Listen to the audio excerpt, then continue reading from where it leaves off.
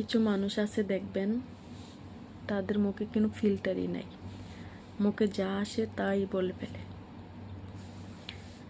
সে চিন্তা করে না ভালো খারাপ, বলে আমি সামনে যা বলি পিছনেও তাই বলি। কিন্তু সে এটা চিন্তা করে না যে মানুষ যতই যে যেরকমই হোক না কেন, তাকে কষ্ট দিয়ে কথা বলতে নাই। তার মানে কি জানেন?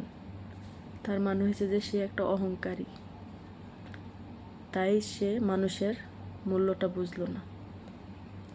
কার জীবনে কি আছে না আছে সেটা সে চিন্তা করলো না, ভাবলো না।